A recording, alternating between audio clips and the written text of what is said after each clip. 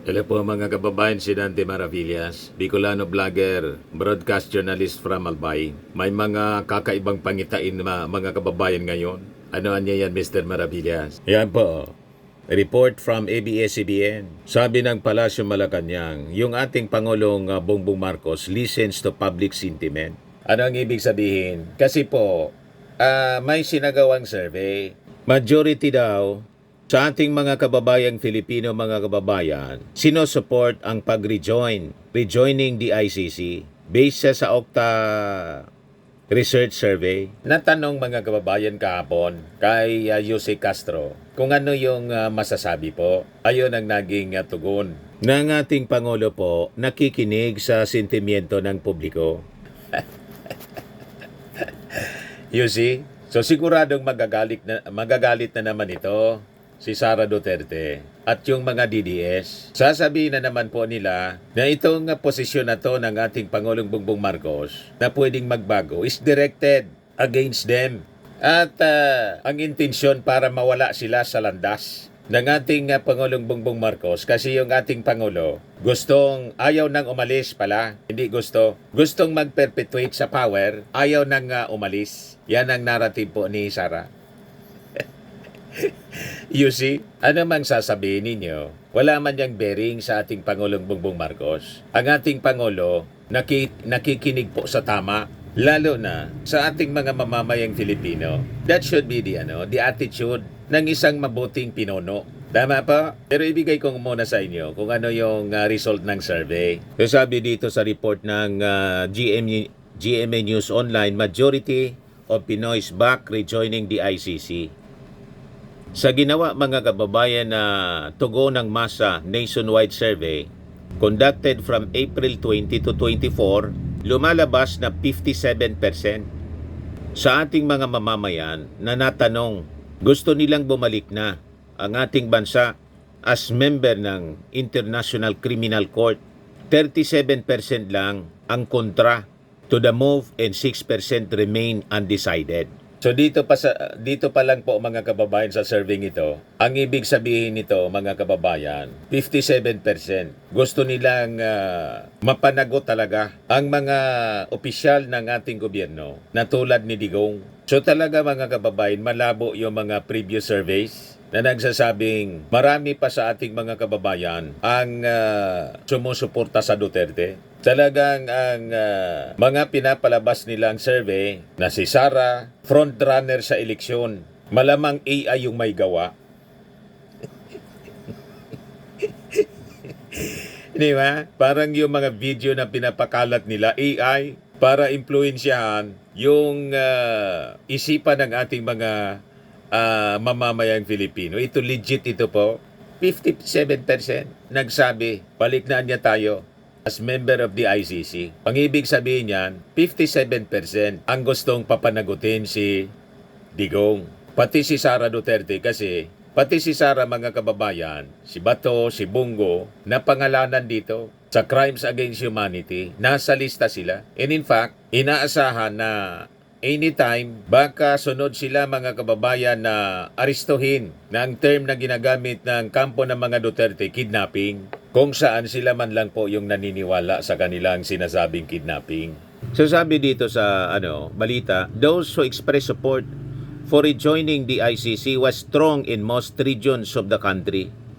The survey results indicated that in Metro Manila, Balance Luzon, and the Visayas, at least 60% of respondents back the move. Nakita ninyo, pati mga Bisaya, mga kababayan, nang sabi yan ang baluarte ng mga Duterte, Visayas in Mindanao. Kasi si Digong, pinanganak sa Waray po, Leyte, kaya lang lumipat sa Davao. So associated siya, mga kababayan, sa Visayas at saka sa Mindanao. Pero tingnan ninyo, mataas mga kababayan. Sa mga Bisaya ang nagsasabi, kailangan na nating bumalik as member of the International Criminal Court. Sa bagay, yung ating Pangulong Bongbong Marcos, half Bisaya, kasi Waray. Si Mrs. Imelda Romualdez Marcos na nagsiselebrate na 96th birthday ngayon, happy birthday pala po, Madam Imelda Romualdez Marcos. Nanonood yun sa akin. Kaya nga po kami na-invite doon sa Manila for a dinner. Pero ang humarap sa amin po yung kapatid kasi mahina na po si Mrs. Marcos. Lalo nang ma-invite kami, nasa pandemic. Siyempre, matanda na, nag-iingat din po sa pagkalat ng mga sakit. Di ba? Nanonood yon. Happy birthday, Ma'am Imelda Romualdez Marcos. Sana lumawig pa ang buhay po ninyo tulad ni Matusila. Grabe naman na niya. 969 years. Si Matusila. Ang buhay sa mundo po, hindi na lumalampas ng 120. Yan ang maximum. Kaya mapalad si Enrile. 102 na yata, 101. So anyway, balik tayo dito. However, Mindanao was an exception, with only 30% in favor of rejoining the ICC and 66% rejecting it, the highest rate of opposition recorded across regions. Pero just the same, mga kababayan, 30% pa rin. Mataas pa rin mga kababayan yung mga taga Mindanao naniniwala na dapat na tayong bumalik as member ng ICC. So meaning, may 30% pang mga taga Mindanao ang ayaw kay Digong.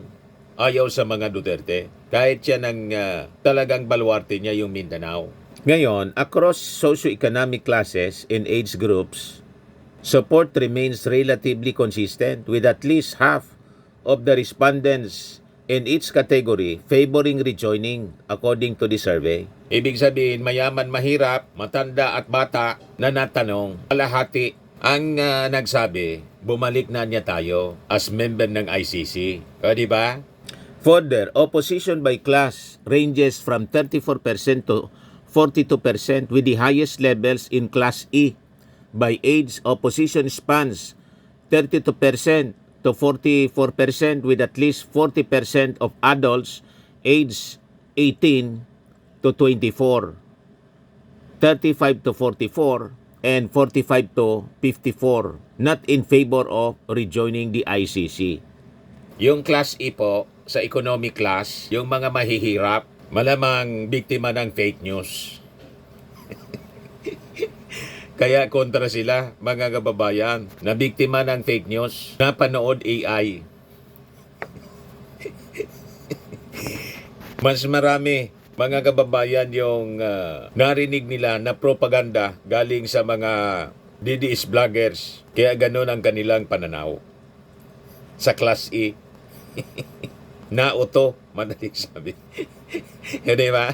So sabi dito sa report ng GMA News Online, when asked last March, natanong yung ating Pangulong Bongbong Marcos, chance interview, about the possibility of the Philippines rejoining the ICC, Marcos simply smiled and said, the matter had not been discussed.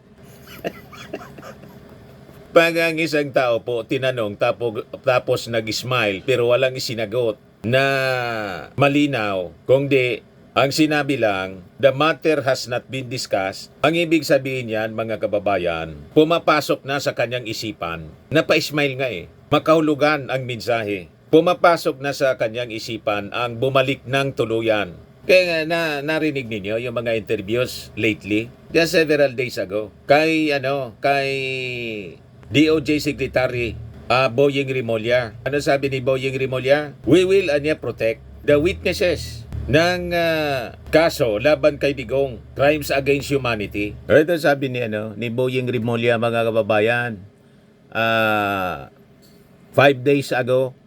Already chose not to pursue the cases and let the ICC pursue these cases.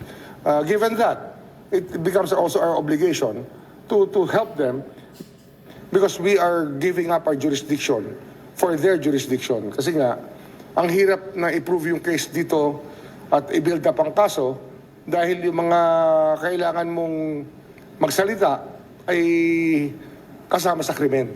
Kaya komplikado rito.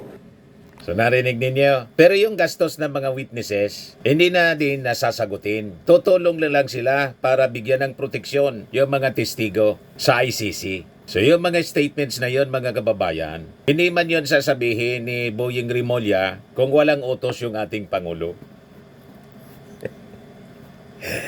O di ba? Ang sekretary po ng bawat departamento, alter ego, the other self, of the President. Kaya pag nagsalita ang Secretary po, ang ibig sabihin, sinabi niya yon publicly kasi may basbas na. Okay na niya yan. May basbas na sa ating Pangulong Bongbong Marcos.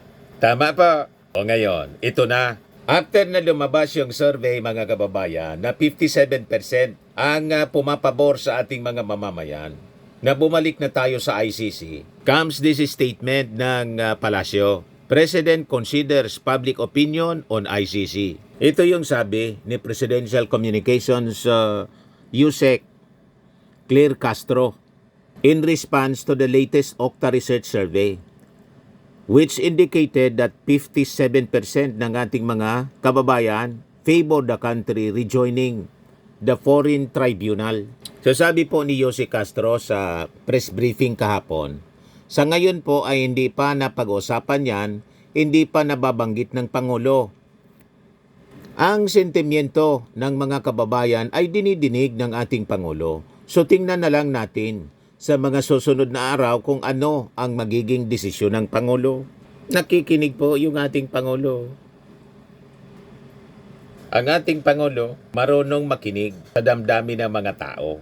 Hindi kasi siya po diktador. Madaling sabi, kung ano yung ikakabuti ng mga tao at gusto nila. Kahit ayaw ng mga non-personalities, hindi yun importante ang opinyon ng mga non-personalities. Ang importante sa ating Pangulo, ano ba ang ikakabuti ng ating mga mamamayan, lalo sa paglaban sa criminality na involved mga kababayan, yung mga powerful in government, para matuldukan po yung tinatawag na mga pagmamalabis. Hindi na maulit ang mga pagmamalabis. Kailangan yung accountability. Bakit anya Mr. Maravillas kailangan pang sa ICC? Kasi kung ang perpetrator mismo, presidente, tulad ng nangyari during the previous administration, narinig naman po ninyo yung paliwanag ni DOJ Secretary Boying Rimulya. Hindi na niya namin ipoporso.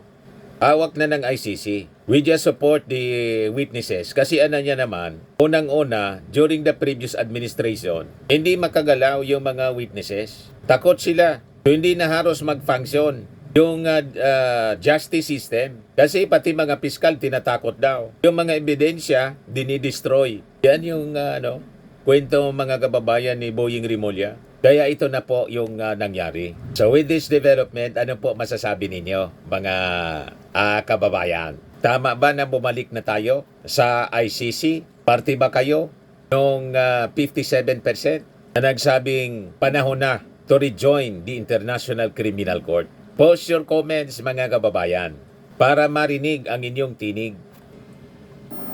Sa mga naghanap ng malinis and spacious fitness gym, pumunta lang po kayo sa aming Colossal Fitness Gym. We also offer Grab Car Rental with our brand new 2023 model ng Toyota Innova.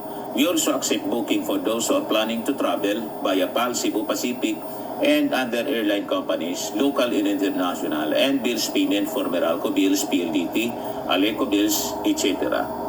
Ang Colossal Fitness Gym is located at 3rd floor Security Bank Building, Lanco Business Park, Legazpi City, Albay. For inquiries, look for Chilon Maravillas. Contact number 0966-802-0949. Yan yung aming Innova. Lagi na pong matao sa amin. Pati mga foreigners po, tingnan ninyo, mga British tourists sila. Ang lalaki ng katawan na, mga kababayan, nag-gym sa amin. Ito naman po, Indian National. Ito mga mga European sila. Ito naman yung bago naming product na binibenta online, Eye Glow Serum. Whitening po siya galing sa South Korea. Tingnan ninyo yung epekto sa aking anak na architect entrepreneur, Riz Maravillas. For inquiries, look for Riz Maravillas on FB. Ito naman po, Firmax Firming and Lifting Cream. Pinapahid po ito sa mga pulses and affected area. Mahina po ito sa mga pains at paninigas na mga kaso-kasoan. Ito po, Automax Radiant Serum. Sa mukha naman yung application. Anti-aging po siya. You will look 10 years younger than your age. Ito naman po yung bago naming product na binibenta online. I am worldwide amazing pure organic barley powdered drink mix mula po Australia. Ang mga health benefits niya, boost immunity, improves digestion, enhance energy levels, Pack with antioxidants, prevent cancer. Sa mga inquiries ninyo, dumiretso na lang po kayo sa aking anak na architect entrepreneur, Riz Maravillas, sa messenger niya. Sa mga mahilig naman po sa mga imported bags and wallets, contact ninyo na lang si Madam Eileen Rosales dyan sa USA. Yan po siya, nag-online selling siya every Sunday sa gabi po. Dumirekta na lang po kayo sa kanyang messenger, Eileen Closet.